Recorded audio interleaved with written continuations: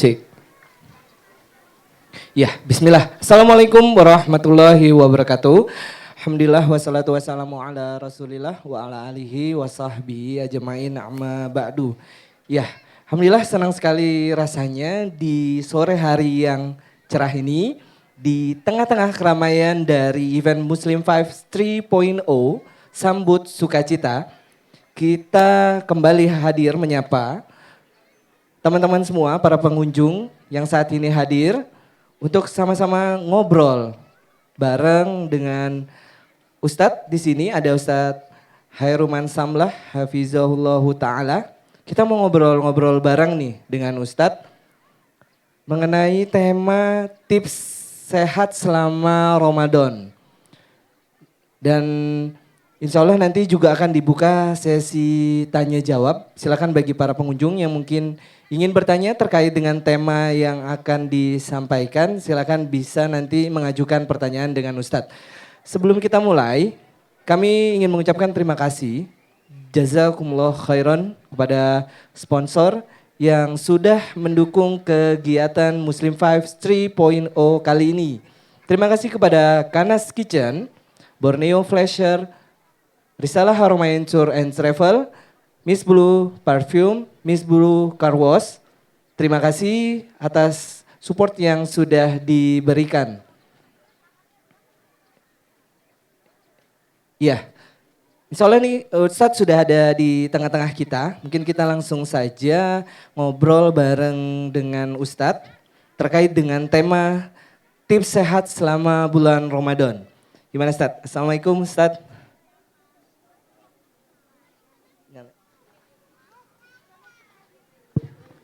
Bismillah. Waalaikumsalam warahmatullahi wabarakatuh. Waalaikumsalam warahmatullahi wabarakatuh. Ya Ustadz, ini nggak terasa ya Ustadz, kurang lebih mungkin 1 bulan lagi kita mau nyambut bulan Ramadan. Jadi salah satu mungkin modal ataupun persiapan yang harus kita siapkan itu adalah kesehatan. Karena puasa salah satu ibadah yang membutuhkan fisik yang prima juga kan Ustadz ya. Nah berarti kita butuh nih mungkin dari Ustadz bisa menyampaikan dan juga memberikan tips Ustadz terkait dengan sehat selama bulan Ramadan. Ya Ustadz. Bismillah. Assalamualaikum warahmatullahi wabarakatuh. Alhamdulillahil karimil mannan, dzit tawli wal fadli wal ihsan, alladzi hadana lil iman wa faddala dinana ala sairil adyan wa manna alaina bi irsalihi sallallahu alaihi wasallam wa akramahu bil Qur'an al mu'jizatil mustamirrati ila ta'aqubil azman. Suaranya enggak terlalu pelan.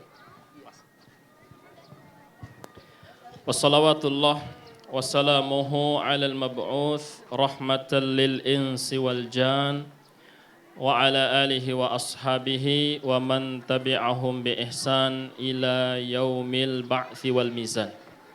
Amma ba'd, akhwani fiddin, saudara seiman rahimanillah wa iyyakum, semoga Allah merahmati kita semuanya. Allahumma balighna Ramadan, semoga Allah Subhanahu wa ta'ala sampaikan kita pada bulan Ramadan dalam kondisi sehat rohani, sehat jasmani. Sehingga kita bisa dengan penuh semangat menyambut bulan yang penuh keberkahan ini dan kita bisa maksimal di bulan ini dengan ibadah. Ya. Ada puasa ya, kemudian qiyam yang kita sebut dengan sholat tarawih, juga ibadah-ibadah yang lain. Dan tentu kembali kepada tema kita di sini dikaitkan secara khusus antara Ramadan dan kesehatan. Padahal kita tahu walaupun di luar bulan Ramadan sama saja kita butuh sehat ya kan? Iya. Maka di sini kami jelaskan sebagai muqaddimah ya, prolog pendahuluan, karena ibadah Ramadan ini merupakan ibadah yang panjang, 29 sampai 30 hari. Ini panjang sekali. Oleh sebab itu kita butuh perjuangan dan pengorbanan yang lebih. Maka ya, kita siapkan semuanya, termasuk di sini kesehatan. Karena kita tahu orang sakit salah satu di antara kelompok yang mendapatkan udzur untuk tidak berpuasa. Nah, sayang sekali ketika momen Ramadan tiba, kaum muslimin semuanya berpuasa, kemudian qadarullah ada yang sakit, pada akhirnya dia harus berpuasa di luar bulan Ramadan sebagai pengganti. Tentu akan lebih nikmat ya, akan lebih maksimal jika kita bisa menuntaskan Ramadan ini tanpa harus mengqadha. Baik, kemudian kenapa diberikan kaitan secara khusus? Karena pada bulan Ramadan ini terjadi perubahan siklus. Oke. Nah, jadi dalam sebagian rutinitas, misalkan yang nggak biasa bangun lebih awal, dia harus bangun lebih awal untuk sahur dan persiapan sahur, ya kan? Ya, kemudian di siang Ramadan mungkin sebagian dari kita sudah mulai terlena dengan budaya kuliner, ya, pada akhirnya pagi, siang, sore itu cemilan terus. Oh iya. Di bulan Ramadan dia harus tahan itu. Dari subuh sampai maghrib. Nah, ini terjadi perubahan ya. Nah, kemudian mungkin tarawih. Bagi sebagian orang yang ba'da isya langsung tidur, tidak mungkin dia langsung tidur karena dia akan luput dari manfaat dan pahala tarawih. Dia tarawih mungkin 1 jam ya kurang lebih. Tidurnya molor 1 jam. Bagi yang biasa bergadang ini nggak ada masalah, tapi kan tidak semua. Iya, tidak semua. Nah, perubahan siklus ini pada akhirnya kita harus melihat secara khusus bagaimana caranya di 30 hari 30 malam ini kita tetap sehat. Sehingga tujuan utama kita yang paling utama yaitu ibadah, menanam sebanyak-banyaknya benih dan tunas pahala di bulan Ramadan yang diibaratkan sebagai ladang yang paling subur, ini bisa maksimal. Iya. Nah, ini butuh perhatian terhadap aspek kesehatan tadi. Nah, kemudian alasan yang lain, adanya pembatasan tadi kita sebut, pembatasan makan, minum, yang bagi sebagian orang ini merupakan hal yang cukup berat. Nah, kita tahu ya, tidak semua orang dengan mudah menahan haus, begitu pula lapar. Bahkan sebagian orang kita dengar, kalau nggak ada cemilan nggak bisa mikir gitu ya. Ada yang seperti itu. Ada juga kalau nggak ditemani cemilan nggak bisa kerja. Jadi situ ada pembatasan. Nah, pada akhirnya orang-orang yang kebiasaannya sangat jauh dengan apa yang seharusnya dia jalani di bulan Ramadan mungkin mengalami shock, kaget. Oke. Ya, tidak menutup kemungkinan ada yang drop ya, ada yang sakit, ada yang lesu dan seterusnya. Nah, maka butuh semacam perhatian lebih untuk menghadapi Ramadan yang akan datang. Kita bisa tetap sehat seperti di luar bulan Ramadan walaupun terjadi perubahan siklus, bahkan kalau bisa kita lebih sehat lagi di bulan Ramadan itu. Iya, harapannya begitu ya Ustadz ya sebenarnya. Itu jadi benar-benar tuh aspek itu benar-benar harus diperhatikan yang tadi udah disampaikan oleh Ustadz. Nah, kemudian Ustadz, untuk tipsnya seperti apa Ustadz? Ada nggak sih tipsnya supaya kita bisa sehat Ustadz, sehat selama sepanjang Ramadan? Karena kan tadi Ustadz bilang waktunya itu panjang gitu loh. Jadi kita tuh memang harus siap lah ibaratnya itu, sehatnya itu kalau bisa sepanjang Ramadan gitu. Karena kita sama-sama tahu ada beberapa tips yang sangat baik, berharga ya, bermanfaat. sudah ada yang disampaikan ya, terutama dari sisi medis mungkin ya, atau yang lain. Maka di sini kita akan coba di penghujung program ini hari terakhir ya. Iya, insya Allah Nah, Ustaz. kita ingin melengkapi. Nah, maka di sini kita sampaikan hal-hal yang kemungkinan belum tersampaikan pada forum-forum atau talk show sebelumnya. Iya. Yang pertama yang ingin saya tekankan, karena kita ingin melihat dari sudut pandang Islam, syariat, kemudian juga yang akan kita hadapi ini ibadah Ramadan ya. Semoga bisa maksimal kita semua. Yang pertama itu adalah doa ternyata. Oh iya, doa. Kenapa gitu Ustaz? Kenapa doa menjadi tips nomor 1 sebagai tips sehat selama bulan Ramadan? Kita berharap ke depan itu, ini harapan mimpi yang semoga Allah wujudkan. Kalau kita periksa ke fasilitas kesehatan, kita tidak hanya dikasih obat, tetapi ada tulisan baca doa ini. Kira-kira gimana itu? Menarik nggak? Menarik Ustaz. Ini negara yang kemudian penduduk muslimnya banyak sekali ya. Kita juga ingin nilai-nilai keislaman itu kemudian ada di setiap tempat dan waktu. Nah, doa ini disebutkan oleh Al-Imam Al-Muqayyim. Ketika Al-Imam Al-Muqayyim, kita tahu salah seorang pakar di dalam pengobatan Islam. Dia punya banyak karya. Beliau itu pernah menulis satu buku yang cukup tebal. Silahkan teman-teman bisa cari buku ini. Sangat bagus sekali untuk kita baca. Taruh di ruang tamu kalau kita udah selesai baca, tamu-tamu kita bisa baca. Suatu waktu Al-Imam Al-Qayyim diberikan satu pertanyaan. Jawabannya satu buku.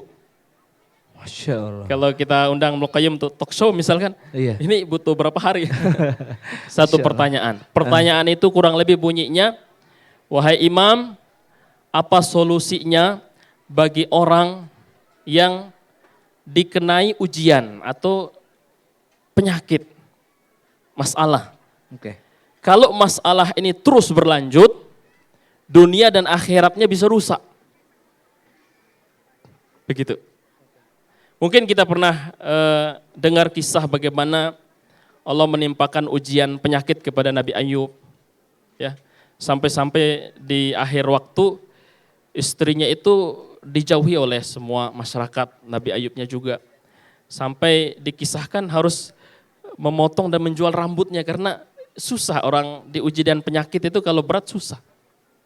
Banyak hal yang akan terbatasi, terkendala dan seterusnya.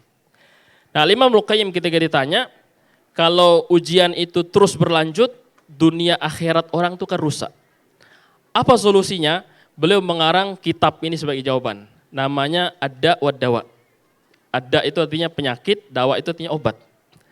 Nah, kebetulan kitab ini sudah banyak diterjemahkan. Kita bisa dapatkan di kota kita, ada lah di mana-mana toko buku. Dan ini wajib kita miliki. Kalau kita punya perhatian terhadap kesehatan. Apa kata beliau? Di situ ada satu judul. Beliau menyebutkan wad-du'a min anfa'il adwiyah. Yang namanya doa, wahai kaum muslimin, orang-orang yang hatinya dipenuhi dengan keimanan, yang pasti yakin dengan resep-resep Islami. Kata beliau, doa itu termasuk obat yang paling bermanfaat. Masya Allah ya. Pasti nih manusia terbagi dua nih. Ada yang mengatakan, nggak mungkin lah. Dari mana kita tahu? Bisa diuji klinis nggak? Tulisan doa kemudian diteliti, apa reaksinya kan? Ini kan gaib ya. Iya.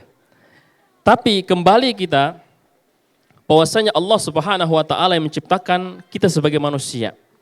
Dan Allah pula yang paling tahu kebutuhan kita dikala sehat, dikala sakit.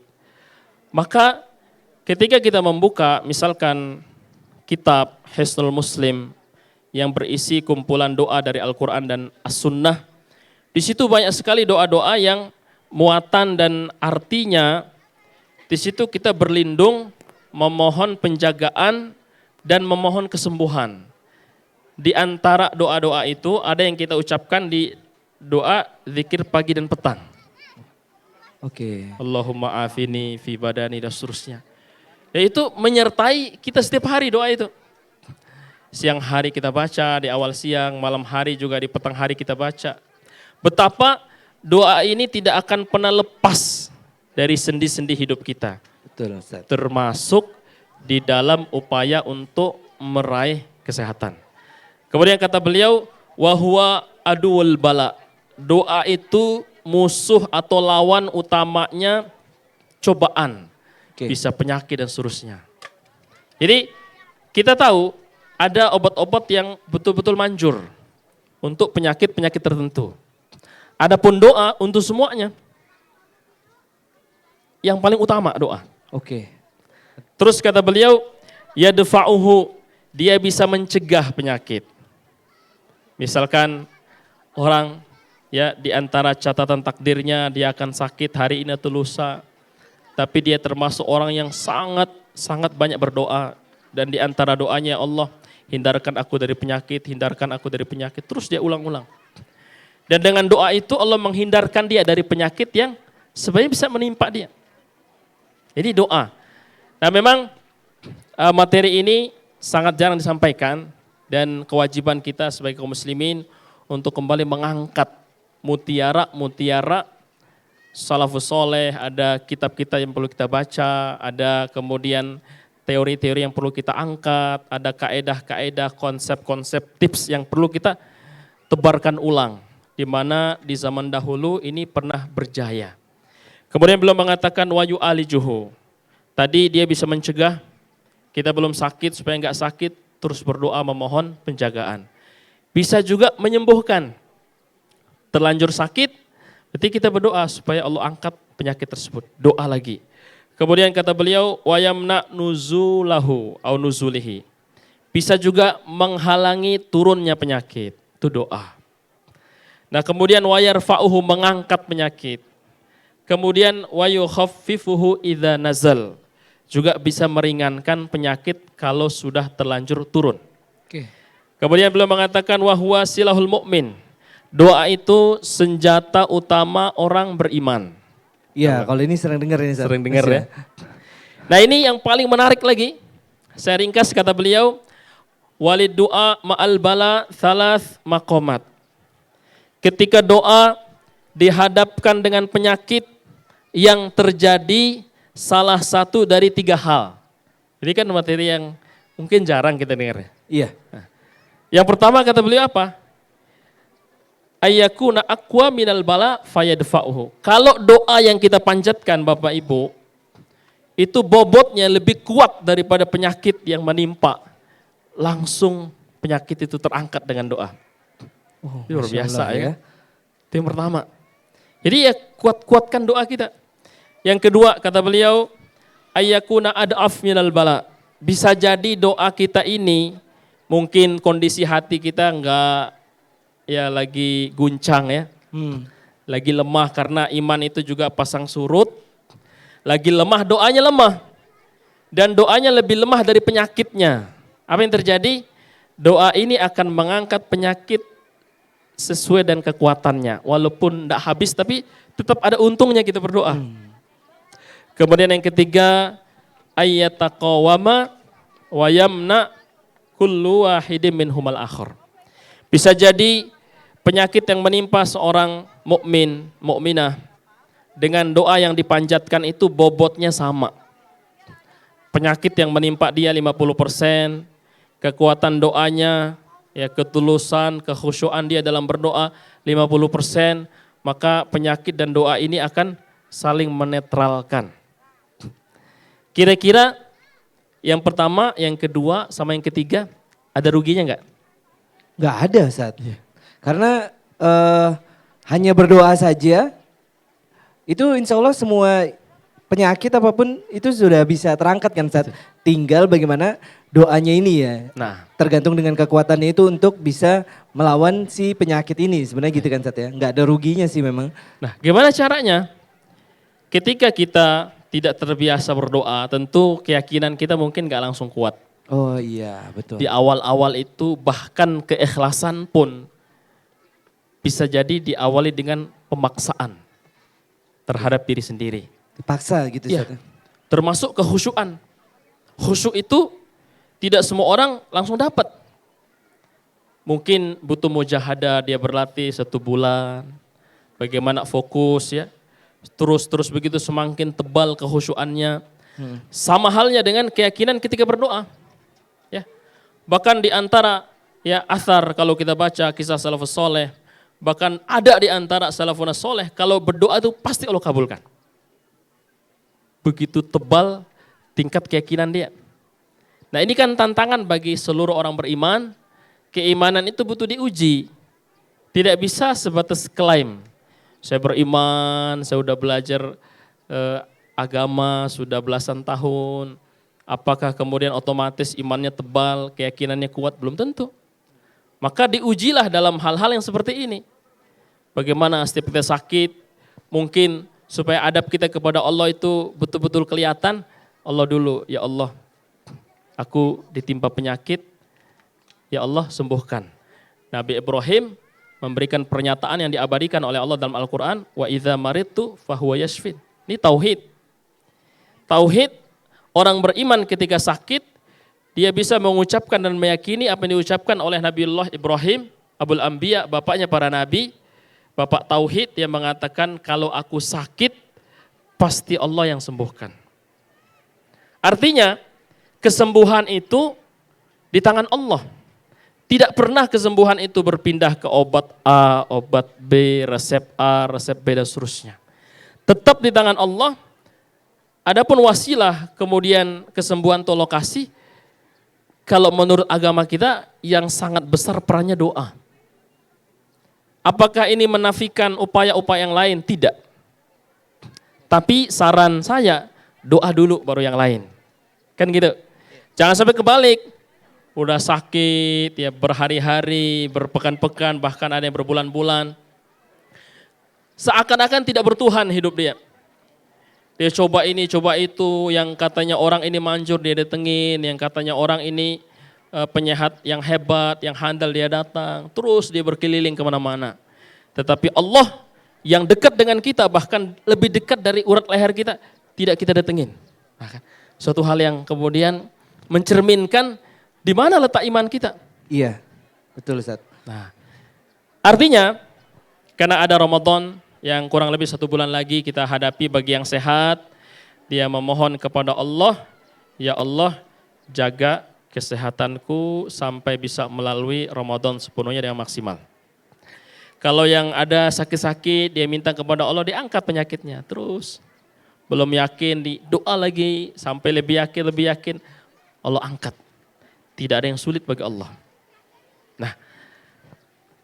Nah itu tadi satu koreksi buat kita semua ketika banyak kaum muslimin yang menjadikan Allah itu terakhir.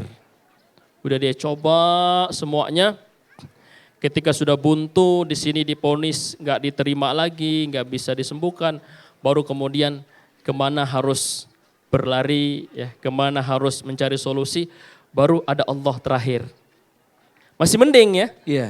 Tapi ini kan kenapa tidak Allah dulu di awal? Iya, harusnya konsepnya itu begitu ya Ustaz ya. Nah. Itu duluan, harusnya doa yaitu Allah dulu, baru kemudian menempuh jalan-jalan untuk kesembuhan itu Ustaz ya. Nah, kalau kita melihat realita di lapangan, apakah poin pertama yang kita sampaikan itu bisa diterapkan? Sangat bisa. Saya punya teman, dia salah seorang dokter senior, dia sudah berkeliling praktik, terakhir dia di Papua lama ya. Kemudian kembali ke Jawa Timur, dia diamanahkan untuk memegang puskesmas ya. Dia praktik di puskesmas, kemudian juga di rumahnya. Sore-sore pulang dinas.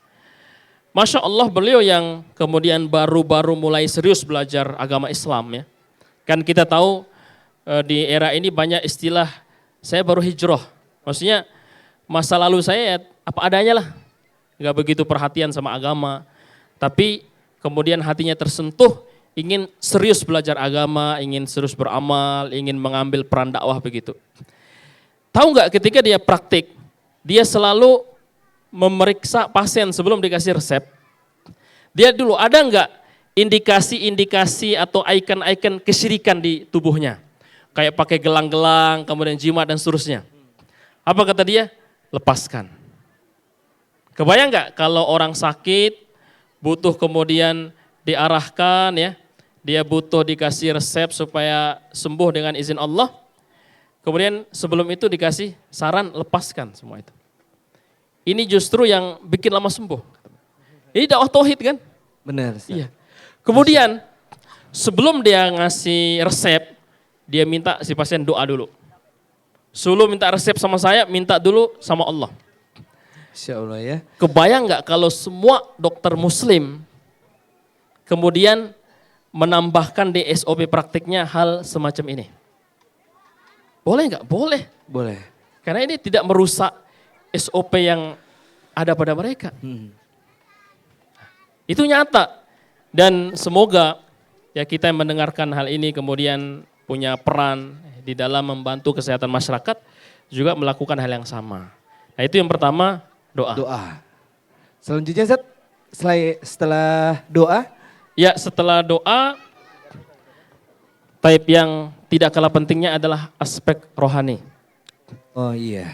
Ketika semarak berita Ramadan akan datang, banyak orang bikin pamfletnya ya, orang bikin status, orang juga selain dia manjatkan doa, sembari mengangkat tangan, dia bikin di status-statusnya Allah sampaikan kepada Ramadan dan seterusnya. Kajian-kajian tentang Ramadan banyak. Ada orang yang merasa takut dengan kehadiran Ramadan. Dia mengeluh. Kata dia, rasa-rasanya baru berapa bulan yang lalu Ramadan. Ini mau Ramadan lagi. Kita pun merasakan yang sama ya, nggak kerasa ya. Ramadan ya. Kebayang dia mengeluh dengan datangnya Ramadan. Ini sudah ada masalah di dalam kolbunya. Harusnya bergembira ya.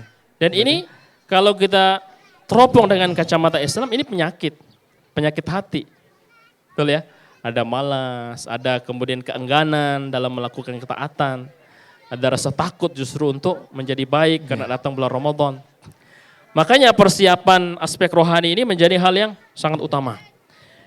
Kuncinya gimana? Kita ringkas, usahakan hati kita senang dan gembira dengan kedatangan Ramadan. Itu dulu kuncinya. Iya, sama seperti tema Muslim Vibes 3.0 ini Ustaz, Iya. sambut sukacita. Betul. Jadi berbahagia menyambut bulan Ramadan. Betul. Kenapa? Karena hal yang paling mahal di dalam kesehatan itu rasa senang dan gembira. Tidak ada yang lebih mahal dari itu. Kebayang gak indikasi terkuat orang itu sehat, dia senang, dia gembira. Oh iya benar Ustaz, kalau happy itu pasti sehat insya Allah ya. Bangun pagi dia senyum, dia merasa tidak terbebani dengan jalan takdirnya, dia berlapang dada menerima, menjalani dengan sebijaksana mungkin, itu sehat lahir batin.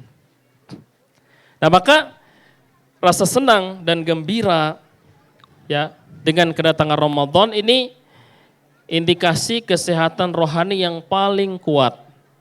Oleh sebab itu ya disebutkan ketika seorang mukmin melihat ganjaran yang Allah janjikan di bulan Ramadan, kalau kita penuhi Ramadan seluruh malamnya dengan qiyam, kita tarawih ya, yang kemudian bisa lebih panjang, mungkin dia lebih panjang tarawihnya. Karena sehat itu tadi ya Ustaz ya. Sehat. Nah itu janji 1000 kali lipat tuh bukan main-main. Yang dipanggil orang-orang beriman. Kalau imannya lemah enggak ngefek. Khairun min alfi syahrin. Malah pikirnya beban berat kan Ustaz, panjang berat, gitu. Berat. Padahal kita enggak usah pusing mencari malam Al-Qadar. Hidupkan saja 10 seluruh malamnya pasti dapat. Tidak ada Gak usah teori sibuk, malam ganjil, malam genap gitu ya. Tidak ada tips yang paling lengkap daripada ini. Oke. Hidupkan seluruh malamnya pasti dapat. Kita nggak usah pusing malam keberapa, pasti dapat. Dan ini butuh kekuatan hati, kesehatan hati tadi. Maka disebutkan Allah Subhanahu wa taala menegaskan dalam Al-Qur'an, "Qul," katakanlah wahai Muhammad, "bifadlillah wa birahmatihi." Karena datang rahmat dari Allah, kasih sayangnya ya, keutamaan, kelebihan yang Allah berikan ya. Fabidzalika falyafrahu. Ramadan termasuk Di situ ada rahmat Allah, ada karunia-Nya, ada kemurahan dan seterusnya. Hendaknya kita senang, ini yang paling penting. Falyafrahu. Oke. Hendaknya dia bergembira. Kenapa kita bergembira? Karena itu jauh lebih baik dari seluruh materi dunia yang kita kumpulkan. Nah kemudian kita melihat gambaran nyata bagaimana salafun soleh disebutkan dalam kitab Lataiful Ma'arif. Bagaimana mereka itu bergembira dengan kedatangan Ramadan, bagaimana mereka berantusias. Mungkin kita belum mampu seperti itu, disebutkan oleh Al-Imam Ibnu Rajab Al-Hambali. Qala ba'dus salaf, sebagian salafun soleh mengatakan, kanu, mereka orang-orang soleh terdahulu, yad'un Allah, mereka terus memohon, memelas, meminta kepada Allah. Yang dia minta apa? Mobil, harta, rumah dan seterusnya, bukan. Tapi yang mereka minta agar Allah pertemukan mereka dengan bulan Ramadan. 6 bulan sebelum Ramadan tiba. Bisa nggak kita istiqomah 6 bulan sebelum Ramadan datang, tiap harinya berdoa sama Allah, ya Allah, temukan dengan bulan Ramadan, temukan dengan bulan Ramadan. Ini menggambarkan semangat yang begitu tinggi, kesehatan rohani, kesiapan di dalam berjuang menyambut Ramadan, kemudian maksimal menanam benih-benih pahala yang kemudian dituai buahnya di hari kiamat nanti. Masya Allah. Itu yang kedua. Ya, Ustaz, mungkin ada tips-tips lainnya. Ya. Tapi mungkin kita sambil buka sesi tanya jawab nih Ustaz ya, Silahkan. biar lebih interaktif gitu. Mungkin ada yang mau bertanya langsung dengan Ustaz terkait dengan tips sehat selama terkait dengan tips sehat selama Ramadan. Cek. Bisa angkat tangan untuk bertanya. Oh iya, silakan.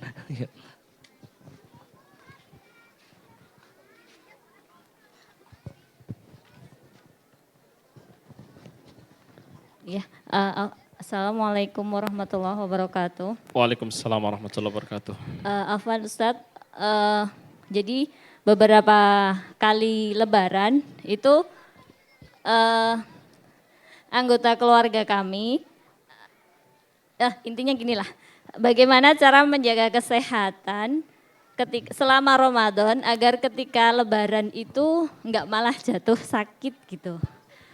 Iya. Itu pertama, kemudian yang kedua, bagaimana cara memahamkan ke anak usia 6 tahun tentang pentingnya berdoa. Syukran Ustaz, jazakallah khair. Baik. Langsung. Langsung Ustaz. Baik, barakallah. Pertanyaan sangat bagus. Satu bertanya, jawabannya untuk semua dan insya Allah berkah. Baik. Pertanyaan pertama ini kita sambut sekalian sebagai poin ketiga. Oh gitu. Iya. Memang ada beberapa faktor ya. Orang-orang mungkin berjibaku, bermujahadah di sepanjang Ramadan. Tahu-taunya pas masuk Aid yang hari kemenangan, hari berbahagia ya. Dia jatuh sakit. Nah, ini kan juga ada yang kurang ya. Ketika berkumpul sesama keluarga ada yang gak hadir.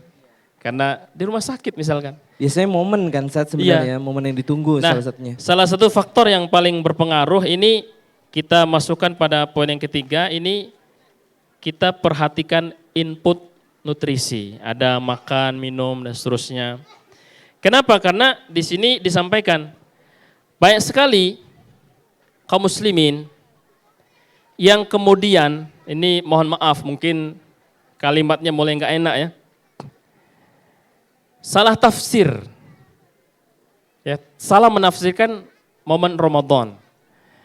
Ya Ramadan itu kan satu syariat, di situ kita berpuasa, ada qiyam dan ibadah-ibadah yang lain ya. Bagaimana Nabi SAW infaknya itu begitu deras di bulan Ramadan ya. Nah, bulan Ramadan ini nampaknya menjadi ajang atau momentum untuk ternyata kita belanjanya lebih banyak. Iya. Dibanding luar bulan Ramadan. Betul. Kita nggak bicara mungkin pakaian ya, karena pakaian tidak kita konsumsi. Tapi ini lebih khusus kepada makanan dan minuman. Apa yang terjadi ketika di siang hari kalau di Arab itu lebih sering kan panas ya Ramadan. Dari kata romat, romat itu panas ya. Makanya kurma itu gampang jadi tamar. Kan kurma matang itu ada dua, ada yang rutop. Kalau rutop itu baru matang masih basah. Kemudian tamar itu kalau dia udah kering. Oke. Jadi mendekati Ramadan itu kan dari Arab tuh udah banyak kurma matang karena panas. Masya Allah. Kalau dingin kan susah. Kalau nggak di open misalkan. Nah, karena siangnya panas ya. Buat yang bertanya tadi, lawannya panas apa? Minum apa? Minum dingin. Dingin. Kira-kira kalau kita siang hari jam 1 jam 2 siang terik kita jalan dengan kendaraan kita misalkan kiri kanan kita udah mulai noleh ya. Minuman yang disiapkan untuk dijual sore harinya, warna merah, kuning dan seterusnya itu tertarik nggak? Iya, secara menarik mata memang Ustaz. Rasa-rasanya satu gelas nggak cukup ya? Betul nggak? Bener, bener Ustaz. Akhirnya apa yang terjadi? 3 gelas tuh masih pengen lagi. Nah kesalahannya di mana? Tanpa memperhatikan, tanpa bisa memilah dan memilih. Walaupun dia pemanis buatannya kenceng, hajar aja yang penting seger ya kan. Walaupun mungkin ada yang katakanlah pengawet, kalaupun tidak banyak karena jual hari itu habis hari itu. Ada juga pewarna sintesis misalkan. Ini ngefek. Apa yang terjadi? 10 hari pertama ya hajar minuman terus ya setiap berbuka. 10 hari kedua, 10 hari ketiga sudah mulai muncul batuk-batuk ya. Pak, yang orang-orang terawih itu ramai masjid, batuk. Karena tadi minuman dengan pemanis-pemanis buatan semua itu mulai berdampak. Selesai Ramadan seluruhnya lebih parah lagi. Terjadi apa yang disebutkan tadi, masuk Syawal, masuk hari kemenangan, hari makan-makan di mana kita diharamkan puasa karena harus bahagia di hari itu, kalau bisa nggak ada orang sedih. Kalau kita punya tetangga, dia kurang makanan minuman, kasih. Supaya semua kaum muslimin berbahagia. Tapi ternyata dia sakit, dia tumbang. Karena udah berapa puluh liter minuman dengan pemanis sintesis ya. Kemudian sebagian kami baca informasi, ada yang jual minuman, ya itu pewarnanya itu pewarna pakaian dia pakai. La haula wala quwwata illa billah. Nah kita berharap ini satu amanah kepada kaum muslimin seluruhnya yang membeli, tadi kita sudah kasih nasihat. Yang menjual, karena kita menjual makanan minuman dan untuk orang beribadah, usahakan jual yang terbaik. Oke. Pemanisnya yang kalau bisa yang organik, yang aman lah intinya. Sama juga dengan pewarnanya, kita pasti untung. Jauh lebih penting daripada untung itu keberkahannya. Apa artinya kita misalkan beli pemanis yang paling murah ya, ditetesin dikit udah manis buat satu gentong gitu. Tapi tidak ada keberkahan karena orang yang membeli sakit. Ini. Jadi yang paling penting itu makanan, minuman. Makanan juga sama. Kalau kita kembali kepada hadis Nabi kita SAW, walaupun hadis ini berat, kalau diterapkan di zaman ini, beliau mengatakan bihasbi bani Adam luqaimat yuqimna sulbahu. Sebenarnya kalau bicara ya makanan, minuman, makanan itu cukup beberapa suap.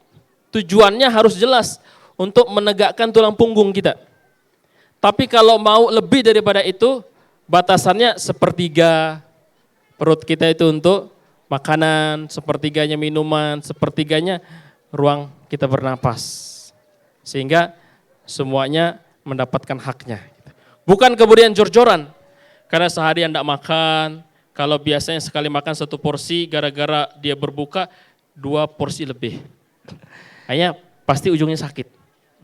Ini faktor yang paling berpengaruh. Yang lain mungkin tidak banyak, kecuali nanti ada poin lanjutan. Sahur sama berbuka ini yang banyak memberikan pengaruh terhadap kesehatan kita.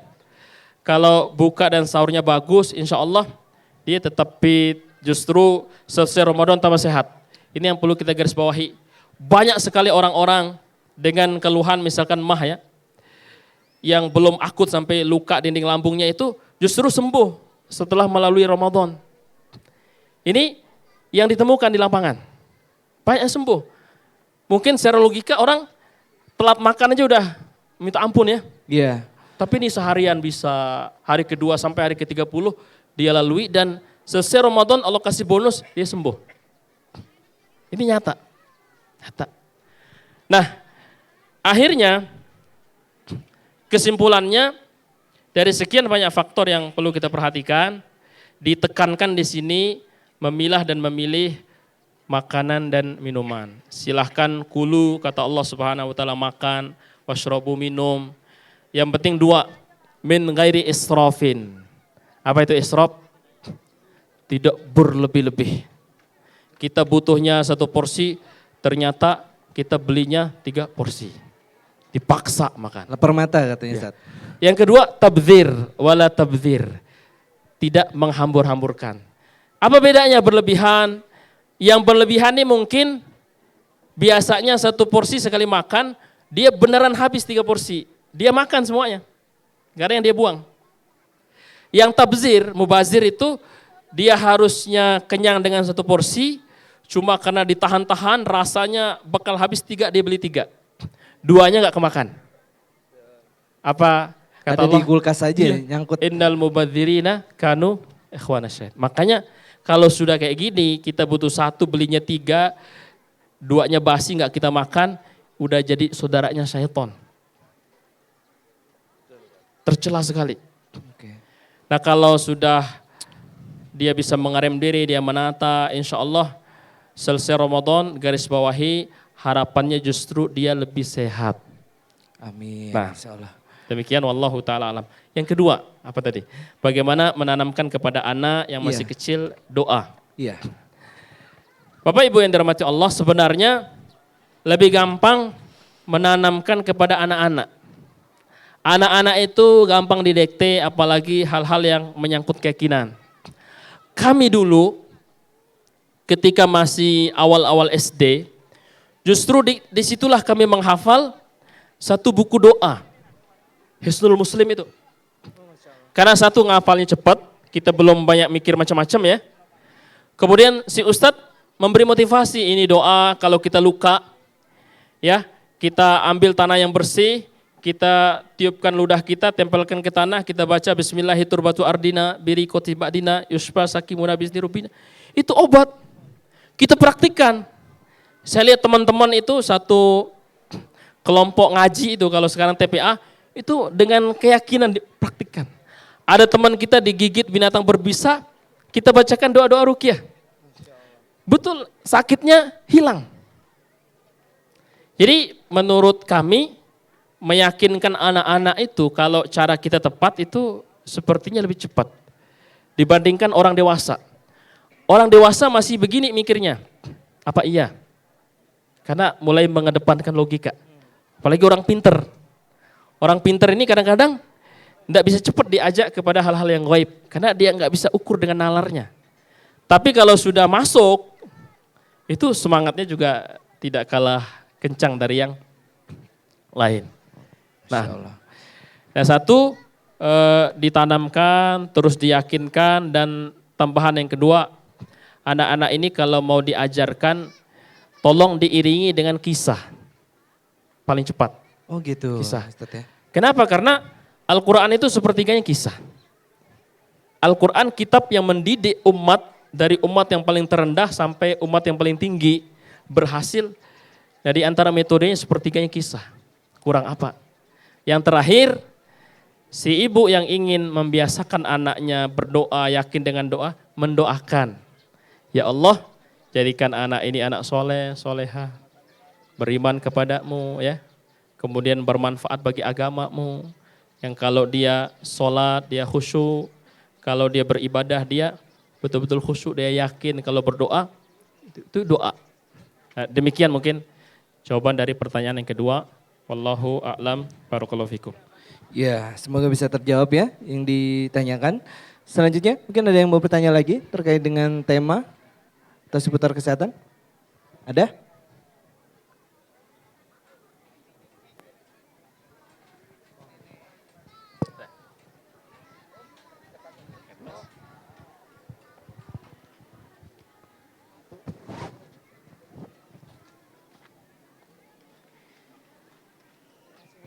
Ustadz,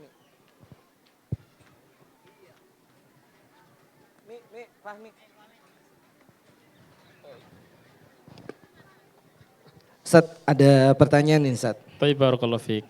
Ustadz, bagaimana cara menjaga asupan cairan tubuh saat berolahraga di bulan Ramadan? Masya Allah. Kemudian yang kedua, kapan baiknya kita olahraga di bulan puasa selain di malam hari? Syukran. Nah, jadi olahraga ini menjadi kebutuhan. Makin kesini orang makin butuh. Karena siklus hidup kita sudah tidak senormal dulu. Dulu orang tua kita pasti jalan kaki ya. Kakek nenek kita lebih-lebih lagi. Mungkin kakek nenek kita sehari jalannya berkilo-kilo, orang tua kita mungkin ratusan meter, kita gak jalan sama sekali. Kalaupun kerja mungkin sebagian jari-jarinya aja yang gerak, jadi admin misalkan. Kerja jadi office misalkan. Ada yang cuma memeras pikiran, tapi otot enggak gerak. Macam-macam pekerjaan di zaman ini kan. Nah, bagaimana kalau olahraga ini tetap kita anggap penting ya sampai di bulan Ramadan?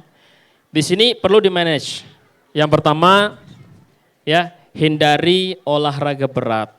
Contoh, kita sering lihat tuh siang-siang orang pakai kayak apa ya, kayak jas hujan gitu. Katanya supaya keringatnya banyak keluar, lari siang-siang. Oh iya, benar Ustadz.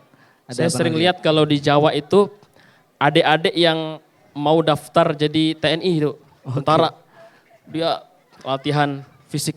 Karena biar keringat katanya biar cepat terbakar gitu Ustadz. Kebayang nggak kalau itu diterapkan di siang Ramadan? Pasti ini jangan. Jangan seperti itu. Olahraga berat jangan di siang hari. Mungkin dia punya PR pribadi, ingin menurunkan berat badan, dia ingin nge-gym tiap hari.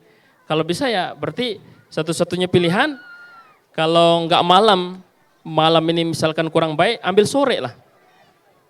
Mungkin setengah jam, maksimal 1 jam. Jangan sampai juga olahraga lebih dominan dari olahraga hati nanti. Baca Quran, zikir dan seterusnya. Karena momen Ramadan. Nah itu hindari olahraga yang sifatnya berat, maraton misalkan. 1-2 orang tetap mampu melakukan itu tanpa mencederai puasanya. Puasanya bisa tuntas, olahraganya seperti di luar Ramadan. Tapi ingat, kebanyakan orang nggak mampu seperti itu. Kita nggak usah ikut-ikutan, diukur saja, dites, ya.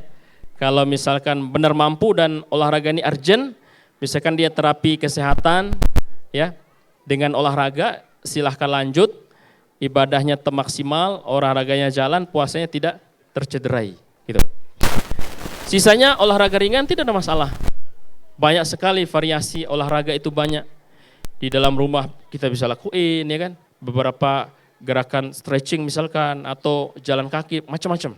Itu semuanya dengan catatan tidak mencederai puasanya. Berarti puasa bukan berarti nggak boleh olahraga ya Ustadz ya? Tetap boleh. Tapi tetap dilihat dulu ya Ustadz ya, dan diatur, dipilih-pilih olahraga apanya gitu. Mungkin sederhananya gini, kalau dia olahraga misalkan pagi hari ya, pagi hari sebelum berangkat ke kantor, sebelum kerja dia olahraga.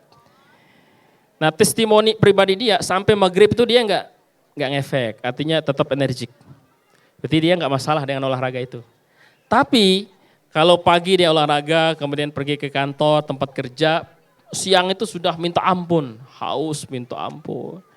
Terus tidak kuat, akhirnya dari siang sampai mau maghrib tuh kerjaannya tidur. Tidak ada baca Al-Qur'annya, nggak ada ibadah-ibadah itu. Jadi berarti olahraga ini lebih dominan dari tujuan ibadah tadi. Hanya puasanya, hanya puasa menahan diri dari makan minum, tapi nggak ada warna-warni ibadahnya. Nggak ada qiraat Qur'annya. Gara-gara apa? Tepar dia. Tumbang. Berarti olahraga ini jangan dilanjut. Udah jelas dia nggak mampu. Kalaupun tetap olahraga diturunkan sampai bobot yang ringan, tapi rutin, kan begitu. Begitu ya Ustadz ya, semoga terjawab. Oke. Iya, qadarullah ini waktu yang sudah harus selesai untuk sesi talk show sore hari ini, talk show kesehatan mengenai tips sehat selama bulan Ramadan. Insya Allah nanti kita bisa kembali ngobrol lagi dengan Ustadz dengan kesempatan dan tema lainnya. Sebelum kita tutup mungkin ada closing statement mungkin Ustadz dari Ustadz terkait dengan tema kita pada sore hari ini. Closing statement kemudian sedikit tambahan. Nah, kaitan dengan apa yang didiskusikan tadi, pertanyakan, yang paling penting ya kaitan dengan input itu bagaimana caranya kita satu meraih keberkahan sahur. Ya. Meraih keberkahan sahur, pokoknya Ramadan sahur buka. Tidak kemana-mana bahasannya. Nah sahur ini kata Nabi SAW, tasaharu fa inna fis sahuri barokah. Mau kita kuat, mau sekuat apapun, sahur jangan lupa. Walaupun dengan beberapa butir kurma, kalau kita nggak mau satu porsi full makanan, ya atau mungkin tegukan air. Apa yang dicari tidak semata-mata supaya kuat siangnya, tapi berkah itu pasti menjadikan kita lebih sehat, lebih kuat dan seterusnya. Karena ada ini satu hadisnya ya. Betul. Kemudian berbuka ini, manfaat berbuka mesti juga harus kita perhatikan. Kalau kita bicara manfaat itu diraih, lalu lawannya mudorot ditolak. Makanan, minuman yang memudorotkan hindari. Tidak bisa kita sebutkan satu-satu karena waktu ya. Secara umum, kalau ada mudorot tinggalkan. Manfaatnya besar, itu yang kita pilih, prioritaskan. Salah satu yang ditekankan oleh Nabi kita SAW adalah kurma. Kurma ini buat berbuka, semua orang tahu ya. Ternyata juga buat sahur sangat bagus. Ada hadisnya. Oh iya. Iya. Jadi Nabi kita SAW disebutkan ya, yuftiru ala rutobat. Beliau iftornya itu dengan rutob, kurma matang yang masih basah. Kalau enggak itu tamarot. Begitu pula ketika beliau sahur. Disebutkan ya, Uqbah bin Amir ya, mengatakan Nabi SAW, akhadha hafnatan min tamar. Nabi SAW mengambil beberapa butir kurma, kemudian beliau mengatakan, nikma sahurun lil muslim. Inilah kurma sahur terbaik bagi seorang muslim. Ini luar biasa. Selebihnya mau buah apa misalkan, menu makanan apa roti. Intinya bermanfaat baik buat tubuh, tidak mudorot silahkan. Tidak bisa disebutkan satu-satu. Nah tambahan sebelum penutup sekaligus closing statement. Untuk buka dan sahur sunnahnya supaya kita lebih kuat, lebih sehat. Sahur ini diakhirkan, bukanya disegerakan. Jadi lebih mangkas. Jangan dibalik, sahurnya sebelum tidur, bukanya selesai azan maghrib. Nah kemudian yang tidak kalah penting di sini untuk aktivitas tadi sudah kita sebutkan ya. Karena tenaga kita terbatas, waktu juga di momen yang sangat mahal ini terbatas. Waktu ini diperbanyak untuk ibadah, tenaga juga sama. Untuk kerja misalkan pekerjaan yang bisa tertinggal lanjutkan. Olahraga yang berat tinggalkan, ambil yang ringan supaya lebih aman. Kalaupun masih mampu yang berat yang tidak haram, tidak sampai haram. Nah yang terakhir penutup ini ada satu kisah. Dan ini kita melihat aspek istirahat. Kira-kira di bulan Ramadan istirahat ini masih penting nggak? Harusnya penting Ustaz. Atau kita siangnya full ibadah, malamnya full ibadah? Seimbang begitu. Oke. Jadi istirahat walaupun di bulan Ramadan tetap penting. Kenapa demikian? Karena itu haknya fisik kita. Tidak boleh kemudian hak ini kita gadaikan. Kemudian artinya 30 hari, 30 siang, 30 malam itu full ibadah. Tidak bisa. Tidak bisa begitu. Nah, disebutkan ada sebuah hadis, ini kisah pendek tapi sangat penuh dengan pelajaran dan makna. Nabi kita SAW mempersaudarakan Salman Al-Farisi dengan sahabat Abu Darda. Kita tahu ketika kaum muslimin banyak hijrah ke Madinah, enggak semuanya bawa harta ya. Orang Madinah punya tempat tinggal, punya kebun dan semuanya, mungkin usaha. Yang datang dari Makkah luar Madinah tidak punya apa-apa. Bayangkan indahnya Islam dipersaudarakan, yang asli Makkah sama luar Makkah. Nah, di antara kisah persaudaraan yang Nabi SAW lakukan antar para sahabat, Abu Darda dan Salman Al-Farisi. Suatu hari karena mereka ini saudara seiman walaupun tidak ada hubungan nasab, hak saudara ini kan diziarahin ya. Ziarahlah Salman Al-Farisi ke rumahnya Abu Darda. Apa yang didapati, Abu Dardanya gak ada di rumah, ketemu sama Ummu Darda, anggaplah compang-camping lah, nggak ngurus diri.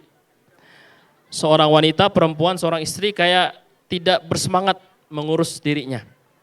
Akhirnya Salman Al-Farisi nanya, kenapa harus seperti ini wahai Ummu Darda?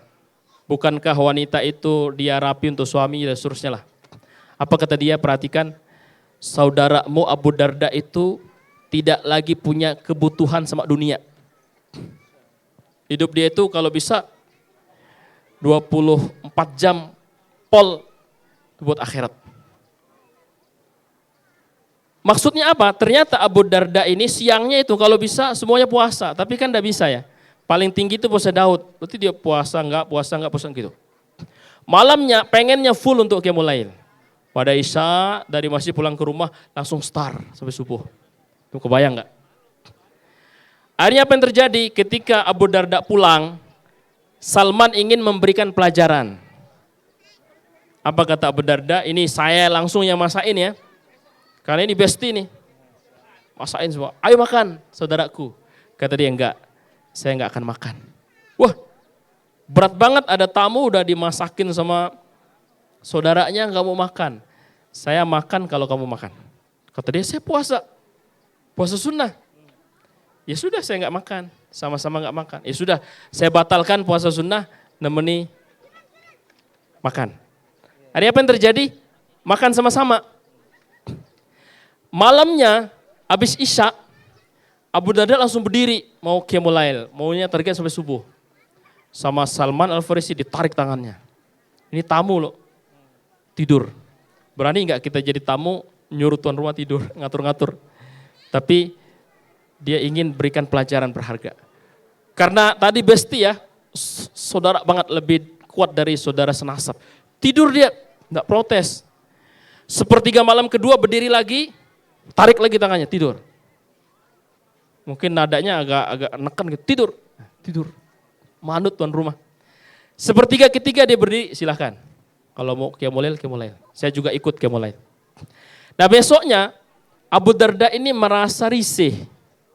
Ada tamu ngatur-ngatur, apalagi ini ibadah ini dihalang-halangi. Lapor ke Nabi SAW. Kata dia ada tamu begini-begini, mau saya puasa terpaksa batalin karena dia gak mau makan kalau ditemani. Qiyamul lail dihalang-halangi. Apa kata Nabi SAW?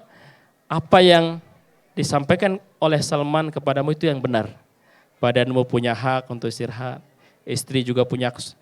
Berikan setiap yang berhak-haknya. Terakhir, di sisi lain, jangan juga jadikan Ramadan bulan istirahat. Dalam arti bulan tidur. Keserempet hadis, naumus shaim ibadah. Tidurnya orang puasa itu ibadah katanya. Padahal ini hadis dhaif. Tidak bisa dijadikan hujah atau dalil. Karena ini hadis lemah. Akhirnya orang awam yang tidak tahu, wah tidur aja dapat pahala, mending tidur. Pagi tidur, ketemu zuhur, sholat, habis sholat tidur lagi, ketemu asar. Habis asar ketemu setengah jam sebelum maghrib. Selama bulan Ramadan pul begitu. Makan banyak, tidur banyak, apa jadinya? Tambah sehat? Tambah sehat gak? Enggak. Nah, jangan sampai seperti itu, jadi tengah-tengah lah. Istirahatnya tetap ada walaupun ini momen ibadah. Dan jangan sampai Ramadan ini sebagai bulan tidur. Dan hadis yang mengatakan tidurnya orang berpuasa itu ibadah, itu hadis yang dhaif, tidak bisa dipakai sebagai dalil dan hujjah. Saya berharap kepada Allah Subhanahu wa taala, semoga kita semua yang hadir di sini beserta keluarga dan seluruh orang yang kita cintai, Allah sehatkan rohani dan jasmaninya. Amin. Allah kuatkan semangat kegembiraannya untuk menyambut bulan Ramadan yang akan datang. Semoga Allah panjangkan ya umur kita sampai ke beberapa Ramadan berikutnya. Tentunya tidak lain tidak bukan kita berharap Ramadan ini menjadi bulan pengampunan dosa, ya, pengangkatan derajat, kita memanen berbagai macam pahala dan maksimal dengan ibadah taqarrub kepada Allah Subhanahu wa taala. Kembali kepada pembawa acara. Siap, Masya Allah ya. Semoga apa yang disampaikan oleh Ustadz terkait dengan tema ini, yaitu tips sehat selama Ramadan, itu bisa kita amalkan bersama ya, dengan harapan semoga nantinya di Ramadan kita, sepanjang Ramadan terutama, kita bisa sehat terus sehingga bisa maksimal dalam beribadah. Karena memang di bulan Ramadan itu banyak banget kebaikan-kebaikan dan juga janji-janji pahala. Sayang banget kalau misalkan sampai qadarullah di bulan Ramadan itu sampai sakit karena tidak bisa maksimal mendapatkan apa yang menjadi janji-janji dari Allah Subhanahu wa taala. Mungkin itu saja untuk kesempatan sore hari ini talkshow bersama dengan Ustadz Heruman Samlah Hafizahullah taala. Insyaallah kita masih ada talkshow terakhir di Ba'da Isya bersama dengan Ustadz Muhammad Rafi'i Sitorus Hafizahullah ta'ala di main stage dari Muslim 5 3.0 dengan tema Sambut Sukacita seperti tema kita untuk Muslim 5 3.0 kali ini. Insya Allah nanti kita sama-sama bisa mengambil faidah dari apa yang beliau sampaikan. Dan juga insya Allah nanti di Ba'da Maghrib kita ada proses lelang nih. Jadi di venue dari Muslim 5 3.0 ini ada galeri nasihat dan juga Wall of Life by Abu Nada. Di situ bisa dilihat nantinya itu semua pajang-pajangan itu akan kita lelang dan seluruh hasil dari penjualan itu untuk operasional dakwah dari komunitas Good Muslim yang menjadi penyelenggara dari program Muslim Vibes yang sudah sering dilakukan. Mungkin itu saja yang dapat kami sampaikan. Lebih kurangnya mohon maaf. Kita tutup dengan doa kafaratul majelis. Subhanakallahumma wa bihamdik. Asyhadu an la ilaha illa anta wastaghfiruka wa atubu ilaik. Assalamualaikum warahmatullahi wabarakatuh. Waalaikumsalam warahmatullahi wabarakatuh.